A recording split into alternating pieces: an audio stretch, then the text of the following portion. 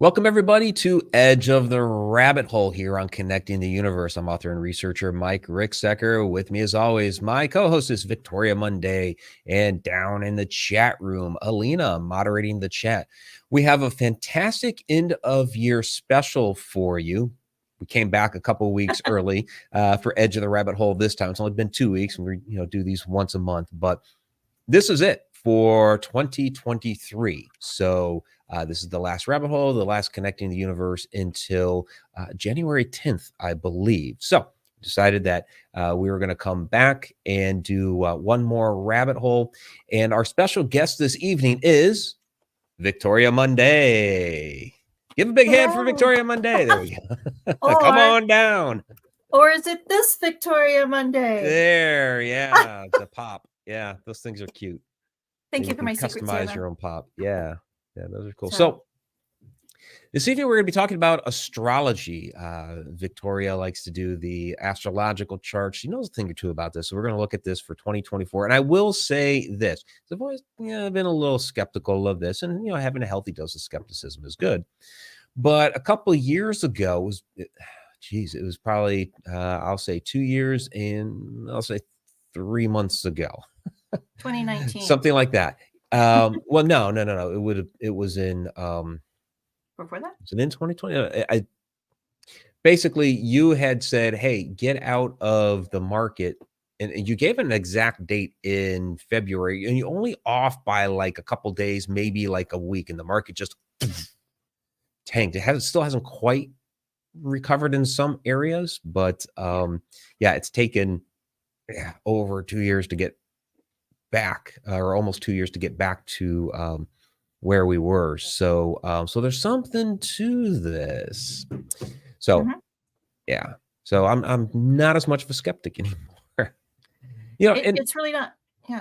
Yeah, and I'll say this. The ancients looked into this. Of course, we have the Temple of Dendara. They had the zodiac there in the temple. Of course, big proponent of the knowledge of ancient Egypt. So apparently they knew a thing or two of what to do with this. So Victoria, okay, what is astrology? What are we doing when we're looking at all of these charts and everything? Well, my phone just went off. You have to remember that astrology doesn't control you. There's no such thing as a planet making you do something or a star doing something. It's regarded as just a mirroring of the earth. So, everything says as above, so below. And if we are truly living in a simulation or an altered reality or something, the best place to put the truth is right there in front of you, and you just have to know how to look for it. So, the true secret is to know what your natal chart is, which is why I posted that earlier about if you want to play along, do your natal chart. Yeah. Because when you find out where the planets are hitting, not only for the collective, you can also look for in your natal chart to see where it's going to hit you personally. So it's just basically a mirroring or a possibility. It's a trend that could possibly happen. And you see them repeating over and over and over on certain year cycles, like the Pluto return just happened. Was it 2 years ago? And that's something that only happens every 235 years. And so if you look, of course, my math may be off. The last time the Pluto returned is when the country started, the United States first started. And when Pluto returned, whatever year that was, it was the fall of the Roman Empire. And so Pluto, being one of the outer planets, is a planet of change and destruction. It shakes up everything, and it's a great upheaval. And when I first found out that Pluto is going to return, and we were having our Pluto return, it hit me hard. And I was talking to you, and I think Johnny Enoch was on that night. And I said, yeah, February 2nd, Pluto's returning. And you're like, oh, yeah, ha, ha, ha, Groundhog's Day. I'm like, no, Pluto's returning. You don't understand. And if you just remember everything that's happened since 2020, the world has shaken up. Our country has shaken up. The coup and people trying to overtake the government and things I never thought I would ever see in my life have happened since then. So as I was going through the astrology today, there's still a lot more shaking up going on, but it's not as much. It's like the Tower card in astrology. A lot of people go, oh no, the Tower, but that's one of my favorite cards because you realize the foundation's not strong and it crumbles and breaks and falls down. Now you have experience and you have all the tools of your trade that you need, and you can rebuild it stronger. and more structurally sound. And that's what's going to be happening in 2024, I think. And you may want to get a glass of wine for this one because it's not going to be an easy year, but it's going to be better. You know, it's, yeah. Sorry, I had to adjust my chair there. My chair is falling. And there's already a sign right there. My chair is sinking on me. I know. Yeah. Mercury went retrograde and everyone's going to freak out and call Mercury retrograde, but that's not a bad thing because Mercury is going retrograde next to Jupiter, which is the planet of expansion. And so if you look to see where you need to expand, and like Jupiter's in my second house, which is the house of money and personal earnings, hell yeah, I want that to expand. So I'm going to review some things and like, oh, maybe I could do this differently. So it's not a bad thing. It's just giving you a chance to sit back and relook, review, redo, reassess, everything. So let me ask you about Mercury retrograde because you brought it up. I mean, it's something that happens like a few times each year, and you know when it happens, I see all kinds of people posting online that basically they say don't do anything, don't make any big decisions, don't whatever because it's Mercury retrograde. And it's like, well, I can't just have my life stop for a month because of Mercury. There are things that I need to do. So, it seems to be very contradictory to just living your life if you have to put everything on hold because of Mercury. So can you kind of explain that a little bit? Yeah, no, Mercury, the messenger. Okay, so that's in communications, travels, computers, writings, contracts, anything like that. Those are the areas that are going to be affected. The secret again is finding out where Mercury is in your natal chart. And I have no idea where it is in my natal chart. But that's the house that's going to be affected for me. Now, when Mercury goes back, what it's going to do, it's like it goes along. And it's like, yeah, I think I'm going to go retrograde. So I'm going to go back. Just give you a little bit more time to think about what you want to do. Then I'm going to go forward again. So it's a great time to reassess. Like, are you writing a book? Maybe you want to stop and pause a little bit. It's also a good time to rethink about your relationships you have in your life. Is this person really the best one for me or can I do better? Maybe I need a third cat. Who knows? Third cat. I don't. But Toby isn't enough. Good Lord, that cat, I swear. First of all, I live alone, and he'll come and he'll tap me on the shoulder like at 3:00 in the morning and it wakes me up. I'm like, who the hell's tapping me on the shoulder at 3:00 in the morning? And he's like, Mom. And he just wants under the blanket. Anyway. But it's a good time to go not only into your literal internal closets and reassess what's going on with your life, do the shadow work and all that kind of stuff. It's also a good time to go through your physical closets. Go clean out your closets. Go find out things you don't wear that are no longer in style that you don't like that you can donate. And it keeps, recycling, it keeps it going. Yeah. So anything Recycle, with a renewal.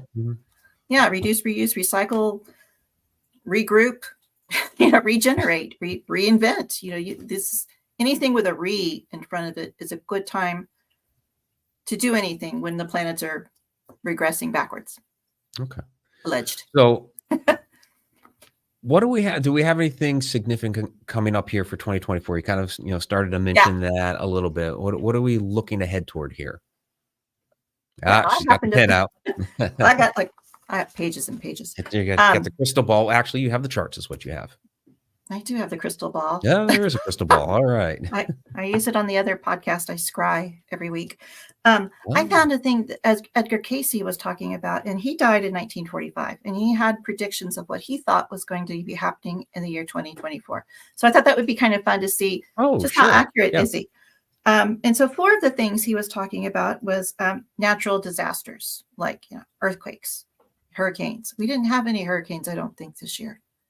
Nothing really bad. We did, but they weren't blowing away entire towns or anything. That's good. Hopefully it stays that way.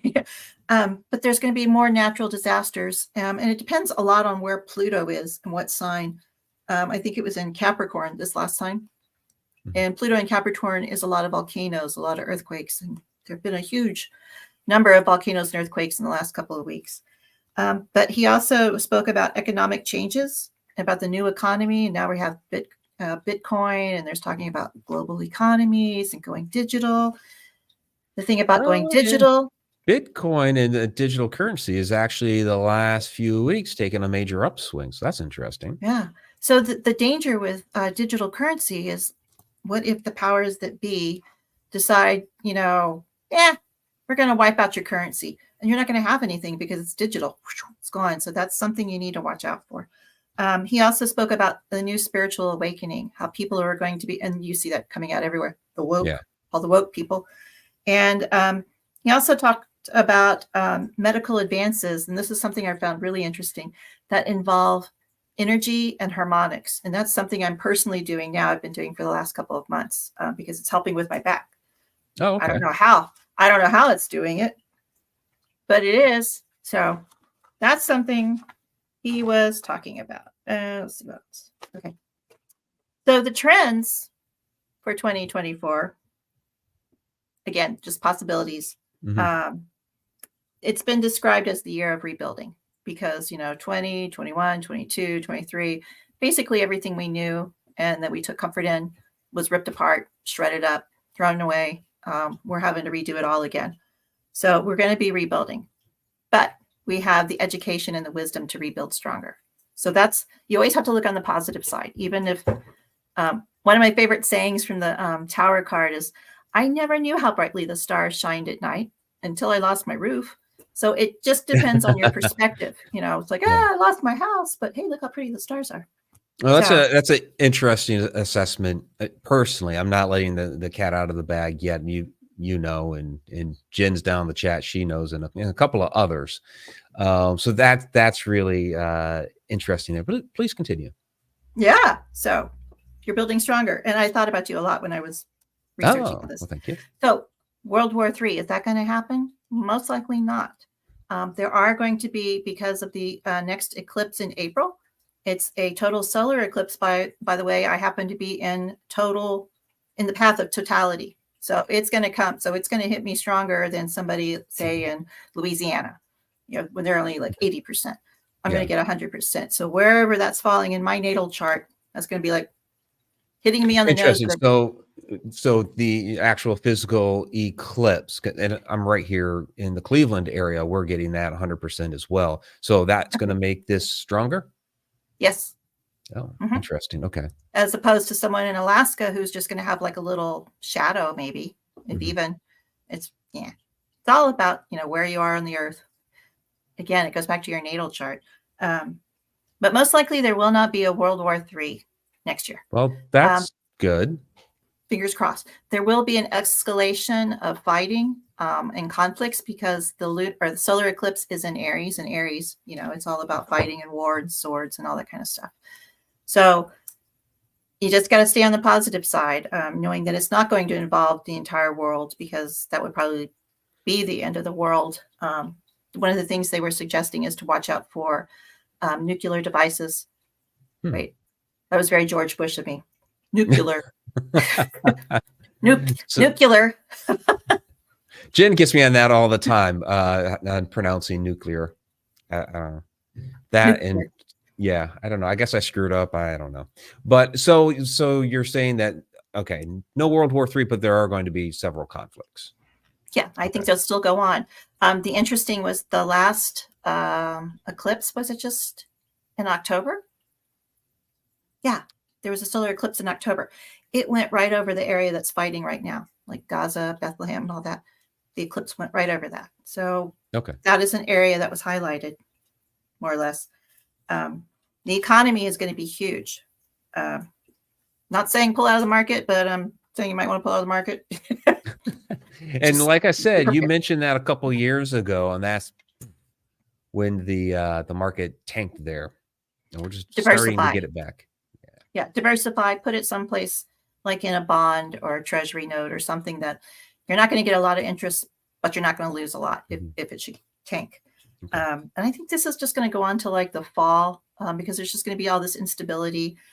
Because there Starting about when? Yesterday. Well, the market finished on a high today. So okay. The first lunar eclipse is in March of next year. And then the solar eclipse, which is going to knock you on your behind, is in April. So I would pull out in February because, it's not like you're turning a calendar page. It is an energy, it's just going to It's meshing. That's why I was probably off a week or 2 or days or whatever. It's close. Yeah. You can't take it to the bank, I guess you can say. But, so because of the changing currencies, the digital currencies, other currencies are revaluing. Some certain world war-torn countries should have their economies being brought back online to where they were 15, 20 years ago. Okay. Fingers crossed, because those people need money too. So hopefully all that will be okay. Yeah, it's basically all the old beliefs. The Morgan Stanley, Rockefeller, 1%ers, they're trying to stay in power, but they're losing their grip as other people find other ways to create economies, I guess you could say. Okay. Without saying too much, I want. But interestingly enough, 2024, beauty of the numerology is 8. And 8 in the tarot deck is the strength card. So it is suggesting that we stay strong. And some of let me ask you this. So you're saying numerology is, so you're saying the 22 plus 0 and then 24 plus 2 plus 4. So adding up all those numbers. Yes. Okay. Just trying. Yeah. Just trying 2 to. Plus 2 is 4.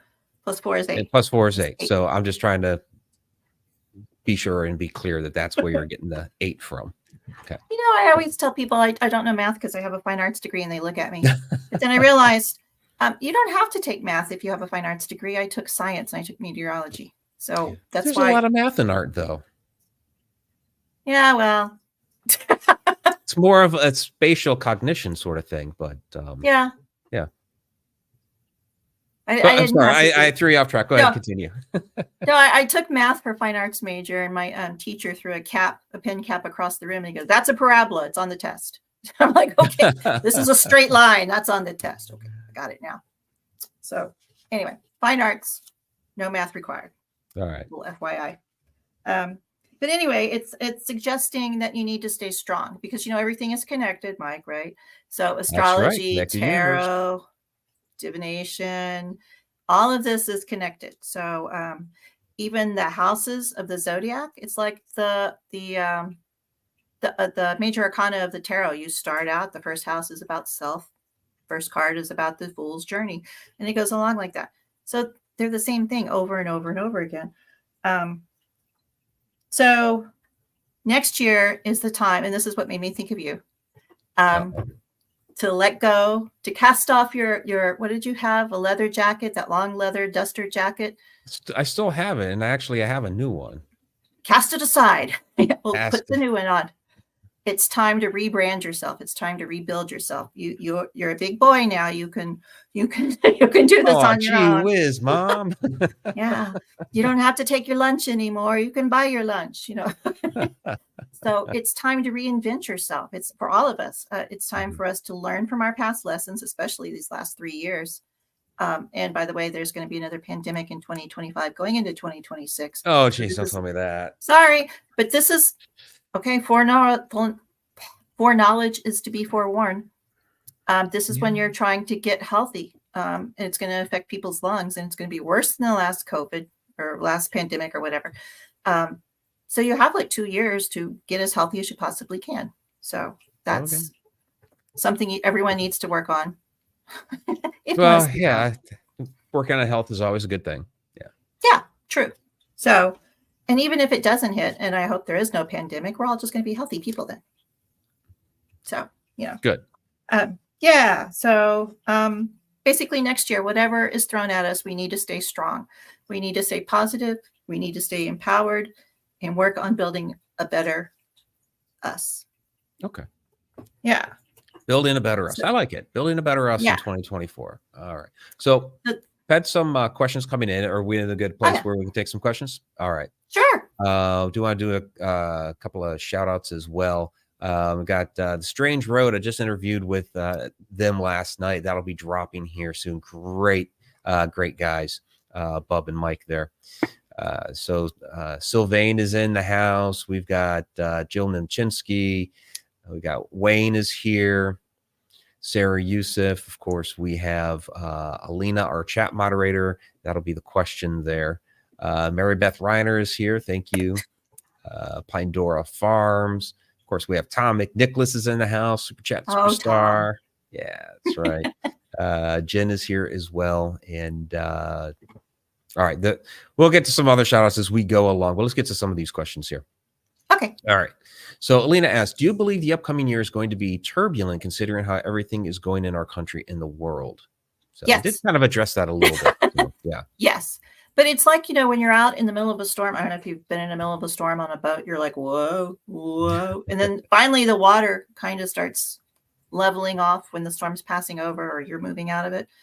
It's still going to be turbulent. I would not stand next to the edge. I'd be hanging on to something in the middle of the boat. But clearer skies are coming. So that's part of the strength message is to hang on. 2025. I even know when alien disclosure is going to happen.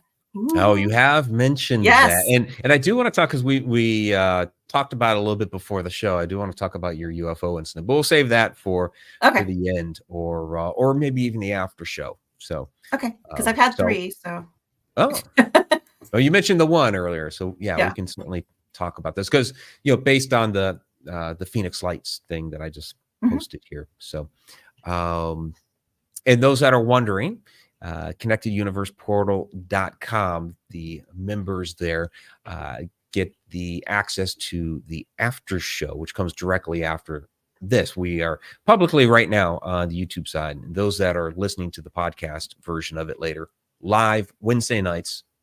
I would say every Wednesday, but we're off for the next 3 weeks until the new year.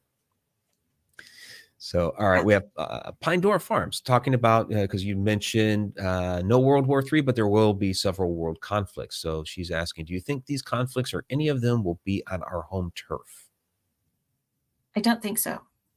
From everything, I listen to so many astrologers on various platforms. No one's mentioning conflicts here. The conflicts that'll happen here will be like in the banking and the marketing and the housing and jobs and those kind of conflicts. But the loss of life conflicts that we have been seeing, well, I don't want to say fortunately because there's no fortunate about it, will not be on our land. There will be other places. So elsewhere around the world. Okay. Yes. So let's see. Sharon Lane's in the house as well. Great to see you, Sharon. And Wayne is wondering, is 8 a good number if you go down the road of numerology a little bit here? Yeah, 8. If you turn it on its side, it's infinity. Ooh. That's right. That's right. It's very balanced. So it is a very good number. It's the symbol of strength. If you know the tarot, it's usually a woman and she has a lion's head. And you have to really look at it because it looks like she's trying to rip open the lion's mouth, but what she's doing is she's scratching his head. So she has tamed the wild animal. Oh, okay. So maybe 2024, you talked about rebuilding. Are we maybe trying to tame the wild beast too? I think we have, let's just keep with the metaphors. I think we have the lion by the tail or the tiger by the tail. I think we have a good grasp on it. It's not going to be smooth sailing for a couple of years, but as the old regime theoretically dies off, the younger generations, the new thinkers, the Aquarian thinkers, if you want to call them that, the woke people are going to start taking over the positions of power within our country. And of course, it's going to be changing because their idealism is different from somebody who was born in the 1930s. Old people. I don't know how much more wokeness I can take. Oh, it's coming. Oh, Jesus. Yeah. I mean, I'm all for being open-minded and free thinking and getting more back to not religious but like spiritualism, spiritual base. But when we talk about the woke movement, a lot of times it's like that whole like massively over offended sector of our current society and that sort of stuff. Like I'm having a hard time with it. No, okay. The over offended people just need to go sit down, please. Yeah. But because we need a balance and harmony in our life. And like I was telling you before the show, I've been dealing with some overly offended people. And And I know this is a short-lived thing because it just so happened to coincide with the last lunar eclipse. And so I'm waiting for the solar eclipse in April, giving that person some time to be on their own and see how awake they really are. So yeah, it's all good. Yeah, I hope so in that that particular case. And Alina's saying hopefully awake, not woke. Yeah, there's a difference there. There is a difference there. Yeah. Mm-hmm. Okay, and Scarlett is asking, will we see the change in our time though? So I mean, we're all talking about 2024 here, right? And you cast a little light on 2025 and beyond. So yeah, well, I'm only 27, so I have a long road ahead of me. Because I'm getting healthy. That's right.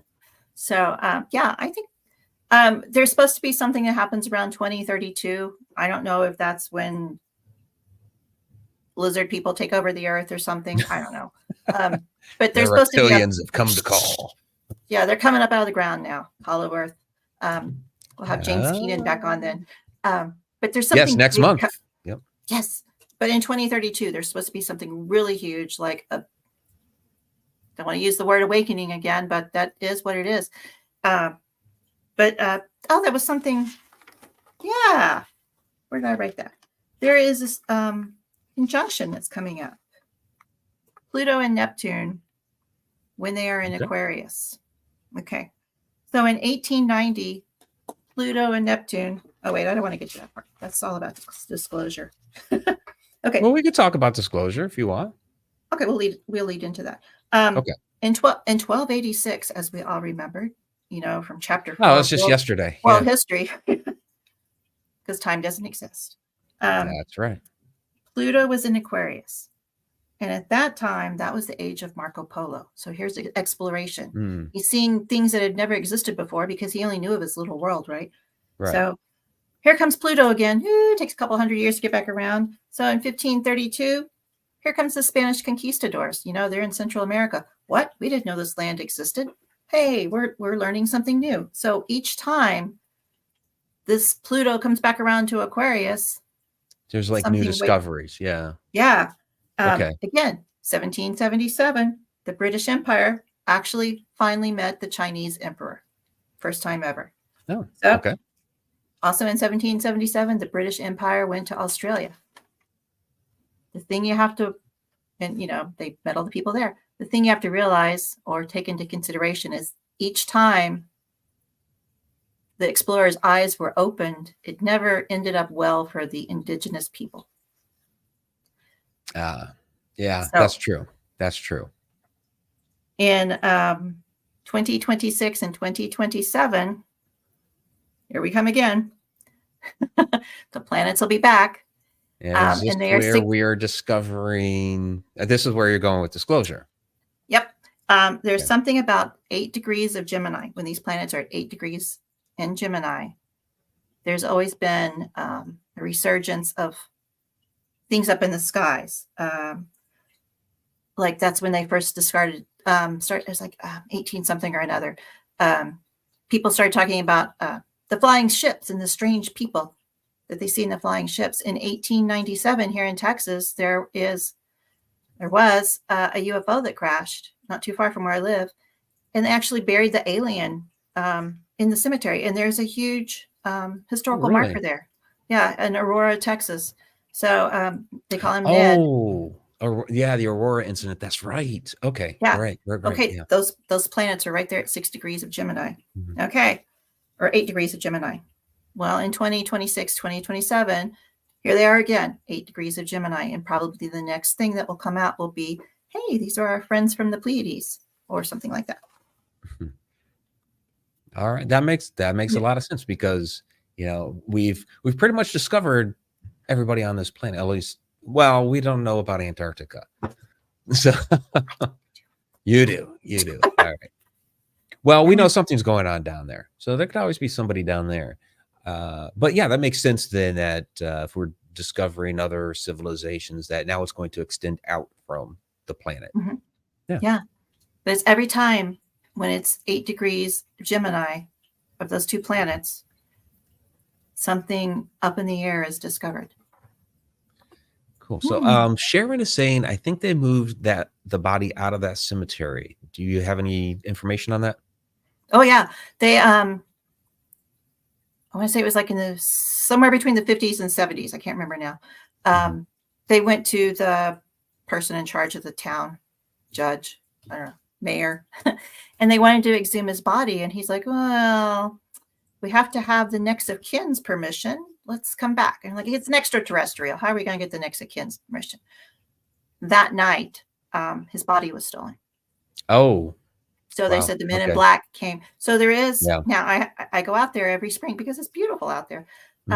It's weird because there's a large rock where his body once was. The tree goes up straight. It's this big oak tree, and then it just turns and it goes like this and it grows. There are no wildflowers in that area. Nothing will grow there. The rest of the cemetery full of beautiful wildflowers. But that's one area by the tree, nothing. So the historical marker is still there.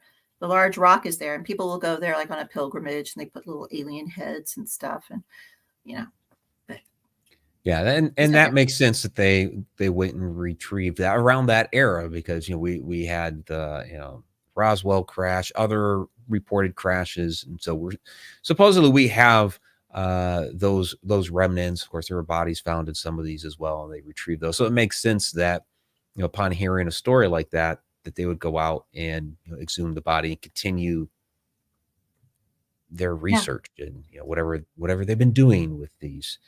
Well, when he crashed, I'm sorry. When he crashed, he came in so hard and so fast. He hit a windmill, and it just kind of went boom, boom, boom, boom, boom. And they would go out, last 15, 20 years with metal detectors, and they're still finding little fragments of metal that they can't explain. Yeah, people still go out in the Roswell area today, and they find strange artifacts and pieces of debris and things like that out there. So, it's not surprising that still to this day you might be able to find a little fragment and what have you. Yeah, because I went out there on the anniversary of the crash this past year. I think it was in April. Nobody was out there. I thought there would be somebody out there, a news crew or something. Nope. Yeah, no recognition whatsoever, huh? Wow. No. He's just totally forgotten, other than the historical marker. I mean, I had a great time. I was out there. It was real pretty. I took a lot of pictures. Yeah, that's really interesting because a lot of communities are starting to embrace these type of legends and stories and what have you. Even if it has fallen into like legend and lore, and they can't necessarily prove it one way or the other, it's like that town's claim to fame, so they hold on to it, and they usually do so. So that's strange that they haven't. Yeah. Well, and there's nothing going on. I love Aurora, but there's nothing going on in that little bitty town. It's just this tiny little town. So, so a couple questions here from Sarah Yousef. Sarah, okay, first, is there an app to see what the sky was like back yet? There are computer programs that you can use to see the sky and what it looked like anywhere on Earth. Just throw in a year, throw in a location, it'll come right up. And then she's also wondering, is there any correlation between 8 degrees of Gemini and Stargates? That's a question for you. Well, here's the thing. We would have to kind of both jointly answer this because 8 degrees of Gemini means like almost nothing to me, but Stargates means a lot to me. So you're gonna have to school me here on 8 degrees of Gemini, and then I might be able to correlate it to something to do with Stargates. Okay. On the natal chart I sent you, they had all the houses that went around. Okay, let me bring one of those up. There are 30 degrees in each astrological sign. That's what the little tick marks are. So you have to find Gemini, which is over there kind of on the bottom right-hand side. It's the 2, like the Roman numeral 2, right? Okay. Okay, so if you look at the wheel, I'm doing this with my hands. Right. We can't see your hands because it's behind the chart. Yeah. It doesn't go left to right like we read. You read it right to left. So you find the very first mark on the right-hand side, and you go over 8. And that's 8 degrees of Gemini. Now, when the planets, which one was it? Pluto and Neptune are at 8 degrees of Gemini. And, they move at different rates of speed. So they're not there all the time. That's when there have been events of people looking up in the sky and going, oh, look at there. So now what you need to do is find out the natal chart, and you can do this, of when the pyramid was made, or you can do it. Well, Mark. that's gonna be you can find the natal the age of the pyramid is highly debated. Okay, but that's how you would do it. That's how you get the astrology for the United States, is when the Constitution was signed. Countries, the same thing. One thing you need to watch out for is the Pluto return of China is coming up, I think, in 2025. Pluto returns are not good times, because that's when basically the universe shakes you and rips things apart, makes you do things again, and you don't want to shake up China, and make it do things again. So you have to watch out for countries too. But if you can find out, like, okay, like if there was something on an obelisk or something, if you can find out when the obelisk was made, that would have a specific natal chart. And then you just look for 8 degrees of Gemini. Okay. See what happened then. So there's a piece of information there that that we would need, which is the date of when these different things were constructed, which again, I mean, even if we just went with, the traditional view, right, and instead of debating back and forth, it's still kind of a large gap of time, because we kind of approximate those particular dates. But see if I can bring some of this up here. When we look at like Dendara, here's Muhammad and I at Dendara, and here's some representations of Stargates there. Let me see if I can load up. So there's a lot of symbolism there at Dendara. Like we mentioned earlier, the Dendara zodiac, which the original is missing. They've put like some black resin block or whatever up there. The original is at the Louvre, but that zodiac it's on the roof of the temple.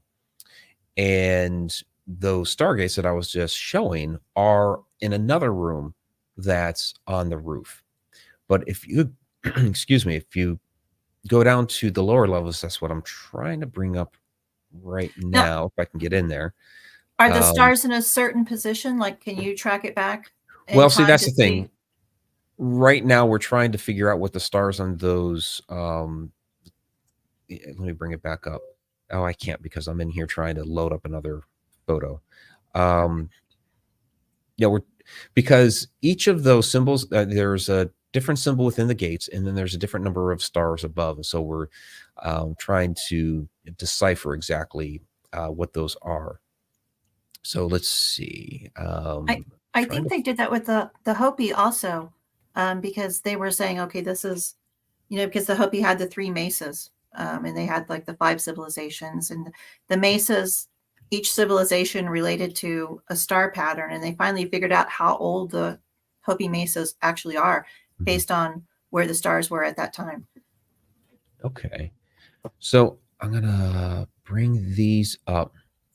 So down in the lower level, when you first walk in to that temple, you see things like this on the ceiling. This is Thoth on, it looks, it just looks like a boat, but the entire ceiling is done up in basically, the dark blue sky with stars, and you have all of these symbols of boats. And those that watched the Stargates Connecting the Universe class last week, you'll remember I played the clip from Muhammad Ibrahim talking about their boats, their ships on the stars. So they're like spaceships, kind of that sort of thing. So there's a lot of that sky, star, zodiac symbolism there. And of course, again, we have the Stargates there as well. So some connection, I would say yes. But like Victoria said, we would need, if there is a relationship there between 8 degrees of Gemini and the Stargates, and I guess we would need the date. But that boat, where he was standing in the boat, when I first looked at it, the first thing I saw was a comet and the comet's tail. So I wonder if there's any correlation to a comet passing through that you could find. There might be. Yeah, we could try to find that. Yeah. Yeah. And for fun, Mhm. here's our genie right in the middle. This is on a different set, but you see him right there in the middle. Yeah. Yeah. Well, genies are real, you know. Yeah. There you go. So a bunch of comments Interesting. coming in from that. Oh, Judy asking, did you feel like, oh yeah, we felt a lot of stuff while we were there. That's a little off topic, but yeah, we've done a lot of classes on that, and we'll always go back to talking about that particular subject. Let's see. Sharon saying the Hopi prophecy is amazing, which it is. Jill is saying doing a chart on the Titanic and a chart on the night it sank would be interesting. Ooh. Ooh. Or did it sink, or was it the Olympia? Uh-oh. Do. It was the other one. Conspiracy theory. Conspiracy theory. Oh my God! Don't get me started on that one. Uh-oh. So, all right. So we the brought windows up, were different. Yeah. yeah. Well, we brought up the chart earlier. So maybe you can, and you were starting to explain a little bit of how it works earlier. So, so what are we looking at here when we look at one of these charts? That's actually my natal chart. That is where the stars and the planets appeared at the moment of my birth. So if you look at the 9, it tells you a lot. You know? If you look at the 9 o'clock, like if it was a clock, and you look where 9 o'clock would be, that's called your rising sign. And I'm at 0 degrees Aquarius. So typically people who have that placement on their chart are very inquisitive, very curious. They ask a lot of questions. They like to learn. They like to study. They keep going. They're very into their head. They like to learn things that are not the traditional, normal.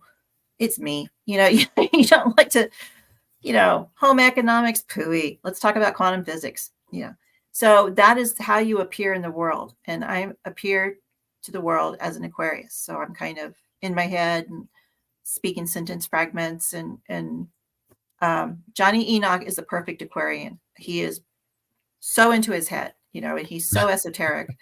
And some of the things just a little bit. You're like, what? Yeah, can you speak in English? But Johnny is the perfect Aquarian. If you go straight across over to the 3 o'clock position, that's your descending sign. And that is the zodiac that is descending, that would be setting on the horizon at the moment of your birth. And so I'm a Leo descending. So I have 0 degrees of Leo. So that means I appear to be an Aquarian. So I'm very intellectual is what they call it, you know, curious, intellectual, inquisitive. But in truth and reality, I'm a Leo. So that means if you push me too far, I will kick your ass. You just don't want to do it, you know, especially if it comes to something I'm trying to protect, like family, friends, home, or something like that. Okay. So if you draw the line straight across from 3 to 9, so yeah, 3 to 9, anything below that are typically people who are workers and doers. They're tactile. They do things with their hands. They create. They're like farmers, you know, construction workers, all that kind of stuff. You see, I don't have anything down there. Everything of mine is above. So those are, again, they're all up in your head. They're people who make good lawyers or teachers or philosophers or esoteric researchers or something like that. Now, if you were to divide it between noon and 6, anything on the left-hand side would be people who haven't been here many times. So you don't have many incarnations. You're still a young soul. So your life may be a little bit harder, but that's because you're learning through trial and error. Anything on the right-hand side indicates that you have been here several times. And it appears that your life, which is not really true, is on track and everything comes to you easily. But that's not true. That's because you have been here so many times before and you have done it trial and error. And finally, you have a path worked out and you're just walking down that path right now. But you're still going to have your obstacles. So okay, that's why I wanted to see where your stars, your planets were. Well, we can bring mine up. Yeah. Which is right here. I'm a little all over the place. Yeah. Well, most of them are on the right-hand side. So that indicates you're an older soul, that you've been here many times before. All those little triangles and symbols in the middle, those are, well, I forgot to mention that on mine, but I have a couple of grand trines on mine, which are supposed to be special, but I don't know how special they are. You've got a lot of conflict and struggle going on in yours. Do you believe the traditional way? Do you believe the new way? And that's really good if you're doing research. Yeah. Everything on the right-hand side shows that you've been here before. You already have knowledge of these things. And so you are now walking the path, completing the path that you were set here to do. Everything below the 3 to 9 line indicates that you're still out there in the field. You're still digging. You're still researching. You need to find the evidence. Just glancing at it, looks like you have more planets below than you do above. What is that? 7, 8, 9. So your 9th house is where you have all those planets in Sagittarius. Oh, well, yeah, that's you. The 9th house is higher education, philosophy, travel, and spiritual beliefs, also known as the Mike Ricksecker house. Yeah, there you go. So that is you totally right there. Okay. Mm-hmm. So it has been written. Time and time again. Yeah. Interesting. Again, I look at that and I'm like, I don't know what all those little symbols mean, but it's still fascinating. 1, 2, 3, 4. Your 4th house, which is down there in Pisces and just a little bit in Gemini, is home, family, roots, your inner foundation, the things that basically make you you. And from what I know of you, family is very strong with you. So I would agree with that. The 12th house, which is way over there in Pisces, that little lone thing way by itself, that's your subconscious mind. And it looks like you have Jupiter. Can't really see that because it's so little. But Jupiter is a planet of exploration and expansion. So that would make sense. That would certainly make sense. Yeah. Yeah. If you're out there researching and trying to find the esoteric answers, that's a good planet to have out there. Certainly. Okay, cool. And so I know you gave me a link for that, but where can people find that chart so they can do it themselves? There's a lot of places. My favorite one's called Astrolab, I believe. But just Google free natal chart, and you just need to know your date of birth, your time of birth, and where you were born, like city, because latitude, longitude, time, and the date are all things that make up your individual natal chart. So it's like basically a thumbprint. So. Okay. Cool. Yeah, and we blurred out our information so you hackers don't get that stuff. Let's see. Question here from Scarlett. So what is the chart and Thoth trying to say? A direction to somewhere else, a prophecy, both maybe? Guess that's back. Oh, that's back on the yeah, I mean, this is part of the journey across the stars. So there's there's a lot of symbolism that's kind of beyond the scope of this particular show here. So, but that we get into that a little bit more when we go down the road of our ancient Egypt classes, the Stargates, and all that sort of stuff. But yep. What else did we have here? Oh, here we go. Pandora Farms. A friend did my chart and most of my symbols were in the 8th house. Not sure what all of that means. You shed a little light on that, maybe? Yeah, the 8th house is basically the house of the occult, philosophy, the occult. It's all about transformation within you. The awoke house. Okay, we're gonna call it that. It's learning that we are more than just an individual. We are part of a collection.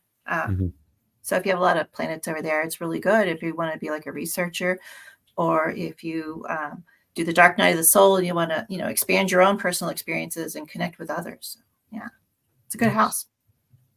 So I'm only doing this for one. Jen asked me to do hers. Okay. So I'm sorry, everybody else down there in the chat. I'm not doing all of yours. Okay. So while Mike is doing that, I just want to show Mike this. Oh, yeah. Thank you. Thank you so much. You're I'm saving it for Yule, the 800 calories of chocolate. 8,000 calories of chocolate. Yeah. So and I have the pecans in the kitchen. I didn't bring them in. Sorry.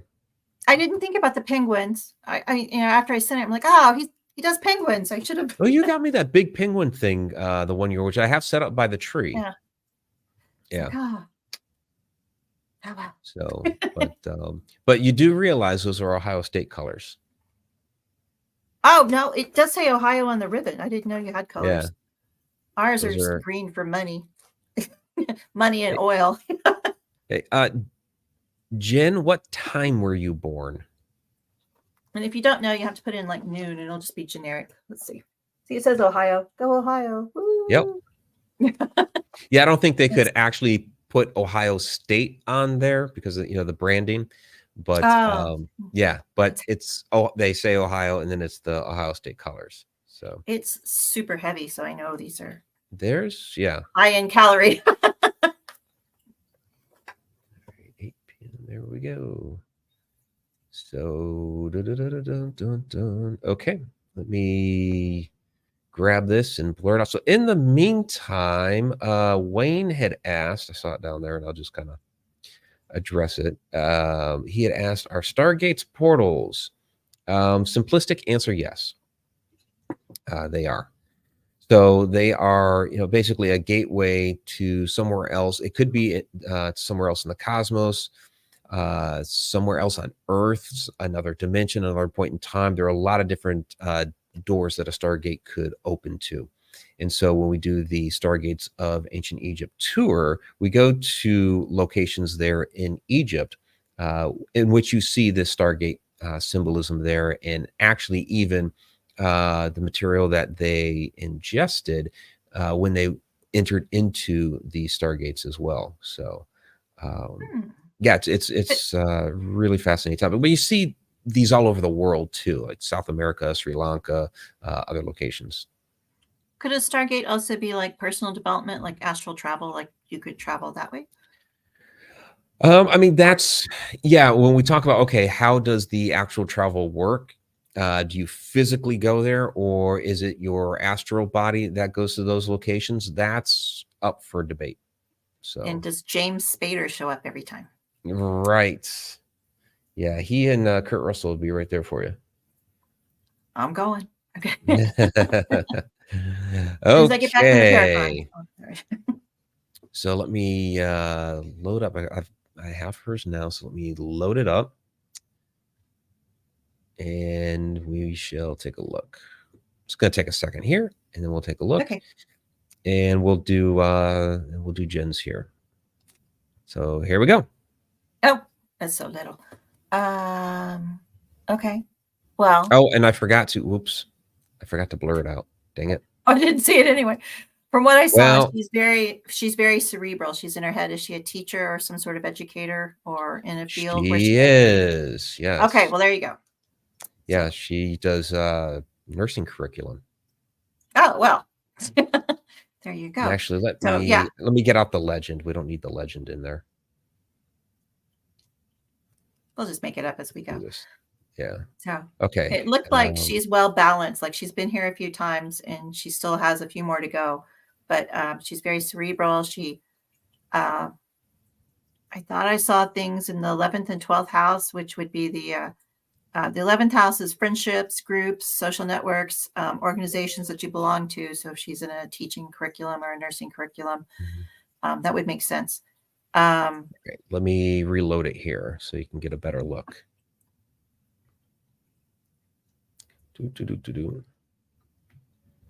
So yeah, and if you could kind of explain a little bit how the houses work and stuff as you go along.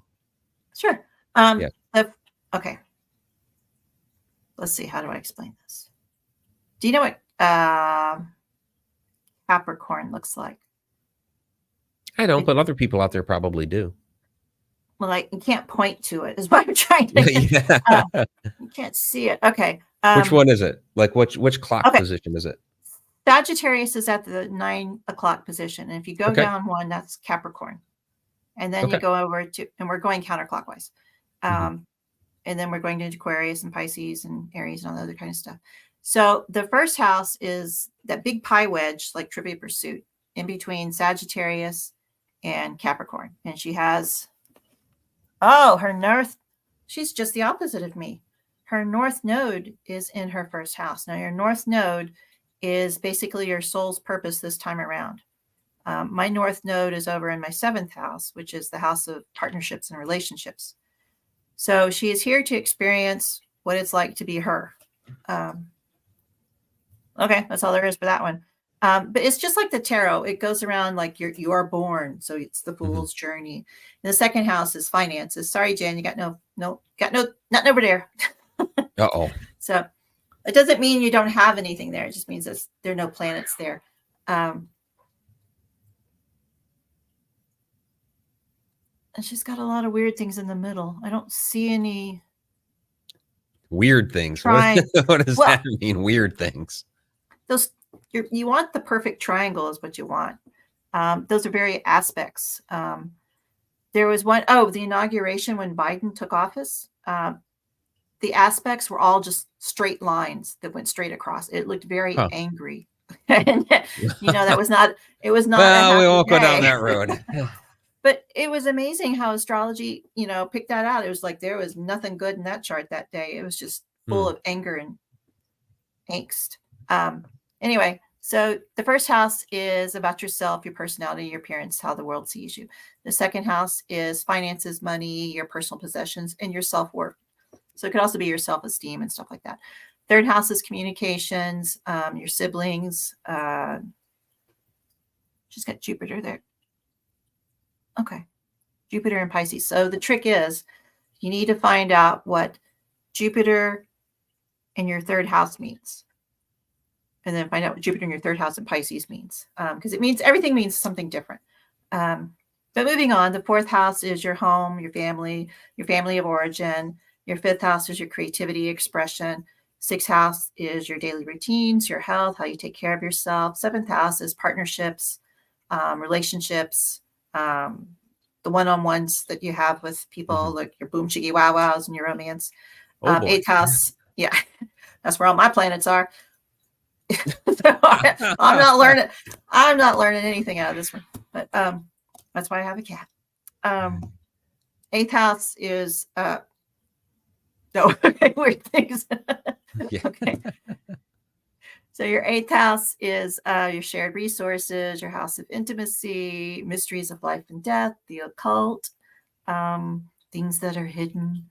Ooh. It reminds me of the Time Life series. Remember those books, Mysteries Unexplained? Yeah, that would be the 8th house right there. 9th house is higher education, learning. 10th house is your career, reputation, your public image. 11th house is your friendships, groups, social networks, organizations that you belong to. And 12th house is called karma sometimes. So it's once you put everything together, that's when your karma is going to get paid off. No. Okay. Cool. Wayne is saying he has a lot of planets in the 10th house. Do you work in the social sector or like where? You don't have to answer me, but yeah. Wayne, I want to know what you do. So that would be good. That would be a really good place if you are working like in social media or you're a president of a company or you're the face. Well, Wayne, I don't know what to tell you. Well, we're getting down towards That's what you should do. Yeah. We're getting down towards the end here.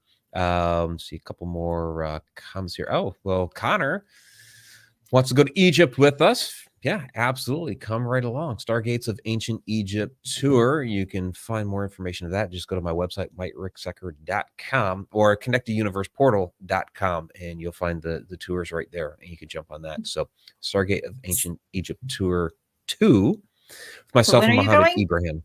April 16th to the 28th. Michael. When we had a schedule. We'll be Michael. fun. It will be fun, but you didn't. No, we'll be fine. Oh, it'll be fine. Yeah. So, and then Connor's asking, can these gates still function in the fairy realm? Well, that might be.